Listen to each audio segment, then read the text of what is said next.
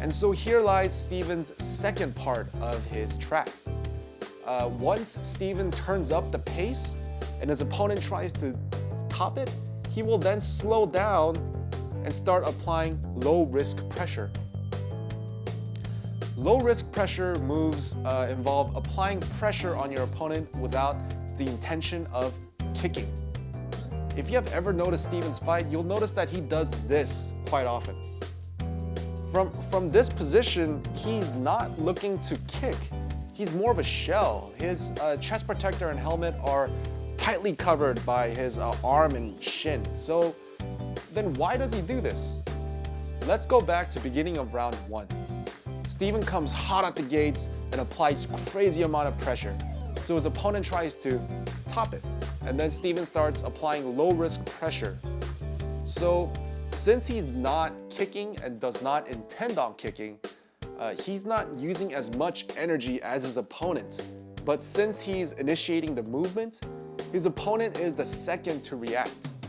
His opponents usually react by kicking and trying to get through Steven's nearly impenetrable defense, which expends quite a bit of energy. So by applying low-risk pressure, Steven drains his opponent while appearing very aggressive, without kicking.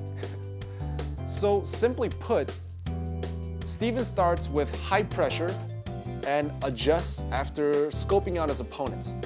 And he starts to apply low-risk pressure so that his opponent will tire out. And then that's when he turns it back up. Steven is usually the last one to kick during an exchange. It can be as simple as clinching or throwing a missed punch, but the effect is still there. It makes the opponent think that Steven is outpacing him, even though he's not scoring on him constantly. Lastly, Steven rarely gets scored on while he's moving back. I'm not saying he never moves back, but he never lets his opponent use K3 or K4 successfully. This is also the effect of Steven's overwhelming pressure on his opponent.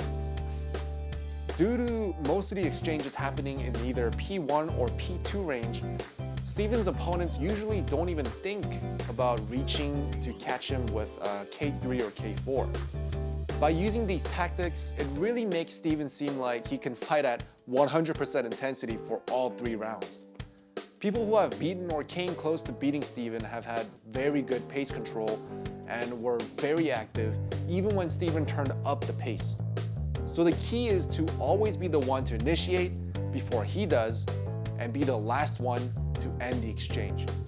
Also, it's important to realize when Steven starts applying low-risk pressure. There's a point where he switches it up. So you shouldn't look to score or get through his defense on every single exchange, because honestly, that's just a waste of energy. About 50% of the time, Steven's not actually looking to initiate the exchange, but only to assert his dominance by faking a very high pace. So then how do you get through his impenetrable defense? That's like trying to get a turtle while he's hiding in a turtle shell. Sure, you can try bashing the turtle with everything you got, but you can try to make the turtle come out of its shell and then getting him then. This can be done with setting up traps. I'll go over how to set up traps by using pace control in another episode.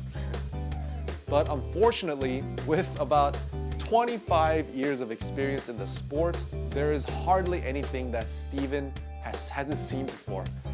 The trap would have to be super innovative, like this one or like this one.